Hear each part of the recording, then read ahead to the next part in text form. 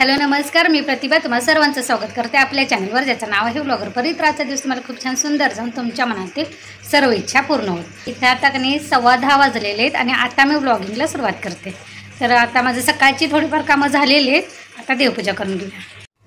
तरी इथं किचनमध्ये कणी खिडकी असून पण कणी असं सकाळचं सूर्यप्रकाश येत नाही. पावसाळ्यात तर कसं असं अंधारून आलेलं असतं की नाही, लाईट लावल्याशिवाय काही सकाळचं कामं करता येत नाहीत. तरी इथं कधी तुम्ही बघितलं असेल माझी भांडी आणि सकाळचं जेवण वगैरे झालेलं आहे, कारण नीलचा डबा वगैरे सगळं झालेलं आहे, तो गेलेला आहे. त्यामुळे ओटा वगैरे पण माझा आवरलेला आहे. आता फक्त बाकीची कामं आवरायची. तर आता आपण देवपूजा करून घेऊया.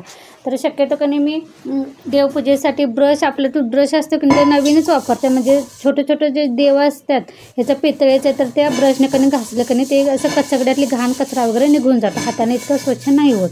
आणि घासणी एक मी वेगळीच ठेवते देवाची भांडी घासायसाठी. देवाची भांडी म्हणजे कळशी ही आतून कधी साबणानं घासणीनंच घासते, किंवा आपला मी पाण्याचा कलश छोटासा भरून ठेवते, किंवा आपली देवाची पंथी तर मी अमावस्येला घासतेच, पण आधीमध्ये तेलकट झाली कधी तरी पण घासते. तर मला आज ती पण घासायची होती, त्यामुळे मी कधी ते सगळं असं घासून स्वच्छ करून घेतलं.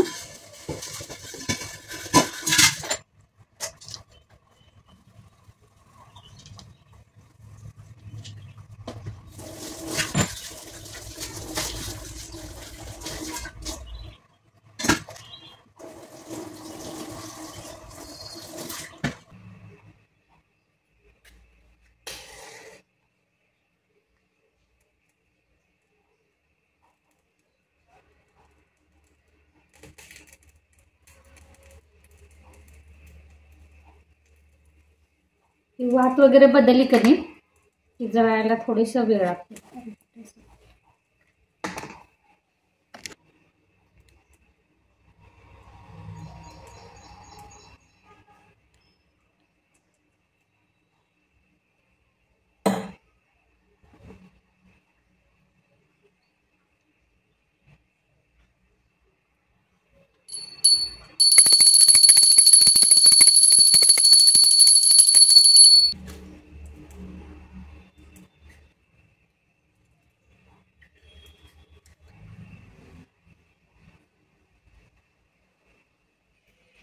तर माझी आता देवपूजा झालेली आहे. तर मी आता कधी थोडीशी देवाची वस्त्र आहेत की नाही ती भिजत घालते आणि फुलं काढून आणूया. पाऊस गेलाय तोपर्यंत फुलं आहेत का बघे देवाला.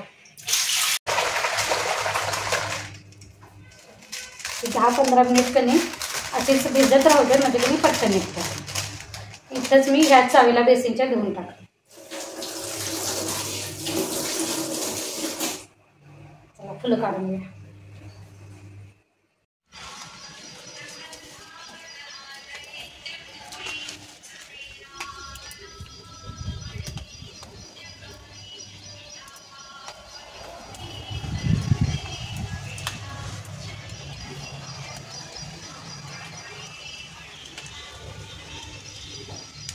एक पांढऱ्या कलरची जास्वंदी आणि एक तांबड्या कलरची, एवढे दोनच भेटलेत. आता काल त्याने ज्वारीचं दळप करून ठेवलेलं, पण डब्यामध्ये भरायला नव्हतं पीठ.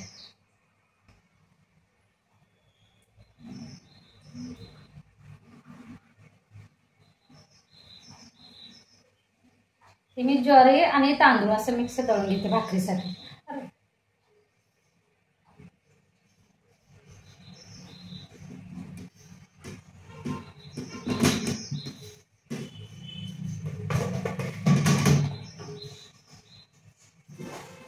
मला आज गव्हाचं लावायचं आहे, पण कपड्याचं मशीन लावलं. ते झालं की मग हे गिरण लावून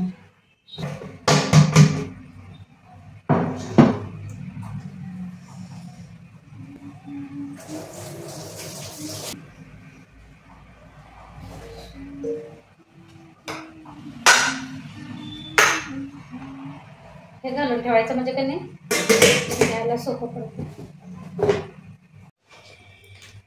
आज का नाही थोडंसं आता आप्पेसाठी डाळ आणि तांदूळ भिजत घालूया. तांदूळ आपल्या डब्यातलं संपलेलं आहे. पहिल्यांदा तांदूळ डब्यात घालूया.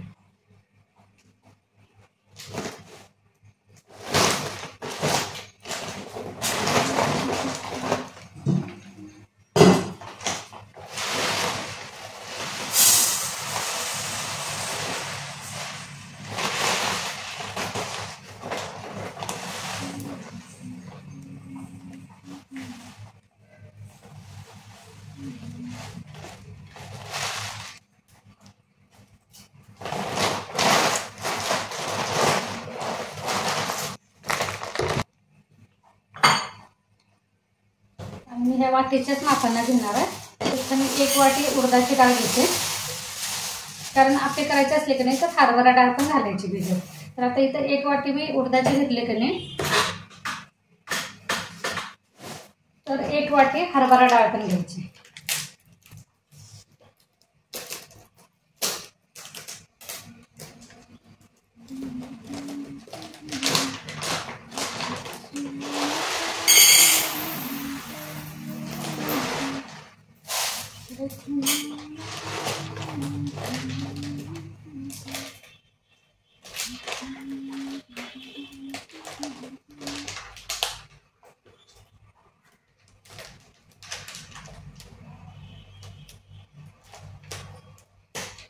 हवा लागू नये म्हणून असं चिकटपट्टी लावून घ्यायची. त्याची थोडंसं नाही पाकडून घ्यायचं.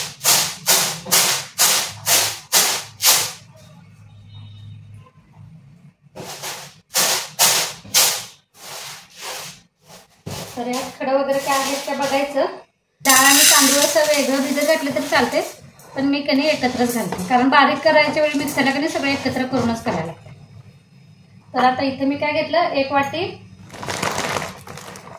उडदाची डाळ आणि 1 वाटी हरभरा डाळ. किती झालं, 2 वाट्या. तर मला आता त्याच्यात दुप्पट तांदूळ घ्यायचं आहे. तर इथं कणी 4 वाटी तांदूळ घेऊया. तर तांदूळ कणी तुमच्याकडे राशनचं तांदूळ असलं तर ते घालायचं, त्यानं पण छान लागतं. म्हणजे जितकं मोठं तांदूळ तुम्ही घालशील का नाही तेवढं इडली म्हणा, आप्पे म्हणा, डोसे म्हणा खूप छान होतं, म्हणजे फुगतात असे. माझ्याकडे पण असतंय राशनचं, पण ते आता संपलेलं आहे. त्यामुळे मी ज्या घरात आपल्या शेतातलं असते की नाही खायचं घरात बारीक तांदूळ, तर तेच मी वापरायला घेते. तर तुमच्याकडे हावळं तांदूळ असेल की नाही, हावळं तांदळाचा पण एक प्रकार असतो.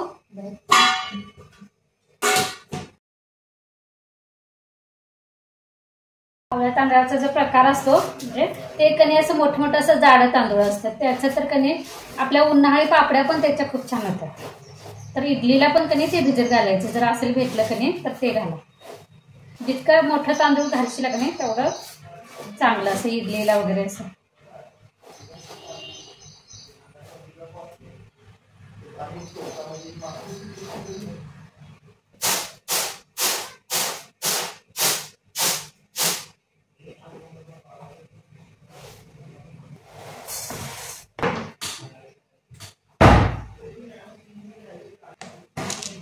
मेथी दाणं पण घालायचं, थोडंसं घालायचं. मेथी त्याने कडवट असतात त्यामुळे थोडंसंच घालायचं.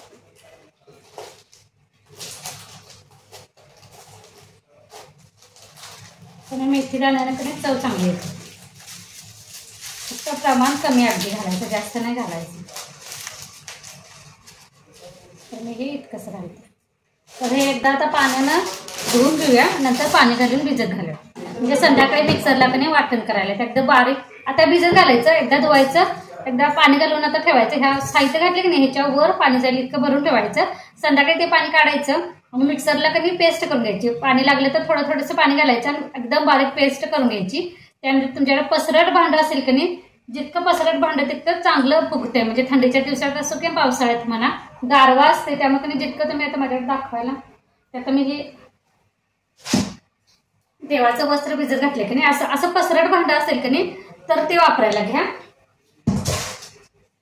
त्यात घालून ठेवायचं. सोडा अजिबात घालायला लागत नाही जर तुम्ही पसरट भांड्यात असं हे पीठ कणी मिक्स करून ठेवलं तर. आणि झाकण ठेवायचं ना, उद्या सकाळपर्यंत असं फुगून येते.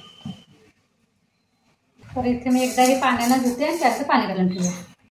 इथं आता मी कधी झाडू मारायला आलेले आणि एक वेळचं मशीन माझं झालेलं आहे, अजून दुसऱ्या वेळचं लावायचं आहे, पण तोपर्यंत कधी लाईट गेलेली आहे. तर इथं आता पहिल्यांदा थोडंसं कधी झाडू मारून घेते. अजून माझ्या फरशा पुसायच्या आहेत, पण मी एक दिवस आड असं फरशा पुसून घेते. त्यामुळे आज काय फरशा पुसायचं काम नाही आहे, फक्त झाडू मारायचं वगैरे. तर मी थोडंसं कधी सोफा सेट वगैरे नीट करून घेतलं, कारण पोरं अशी बसलेली असली की नाही ते एक उशी बाहेरची आतली कधी आणायला लागते. म्हणून तिथलं ते सोफ्याचं जे आपलं टेकायची उशी आहे ना, तर तीच गादी असं कधी डोक्याखाली घेतात. त्या खुर्च्या वगैरे पण हलवून कधी कसं मागं कधी किती जरी आपलं झाडणं असलं की नाही तरी पण ते मागं कोष्ट्यांची जी जाळी असतात की नाही ती असतात. त्यामुळे जरा जास्त कामं नसली की नाही तर त्यावेळेस झाडू मारून घ्यायचा आपल्या सोफा सेटच्या किंवा आपल्या बेडच्या खालनं वगैरे ते जाळ्या धरलेल्या असतात की नाही, म्हणजे जास्त होत नाहीत. मग एकदा जास्त झालं की नाही ते चिकटपणा पण असतं, त्या कोष्ट्यांच्या जाळीला की नाही चिकटपणा पण असतो आणि मग ते झाडूला पण चिकटून बसतात असं. त्यामुळं 15 दिवसातून असं नका आपण असं खुर्च्या वगैरे हलवून की नाही मागच्या जाळ्या वगैरे काढल्या की जास्त झाडू मारायला घेतलेलं की नाही, तर त्यावेळी बरोबर की नाही 12 वाजले होते. तर तुम्हाला मी 12 वाजेपर्यंत म्हणजे 10:15 ते 12 वाजेपर्यंतचं रुटीन आजचं दाखवलं. रुटीन म्हणण्यापेक्षा आज मी काय 10:15 ते 12पर्यंत मी काय कामं केली ते दाखवलेले. तुम्हाला माझा व्लॉग जर आवडत असेल तर लाईक करत जा, कमेंट करत जा आणि सबस्क्राईब करायला विसरू नका.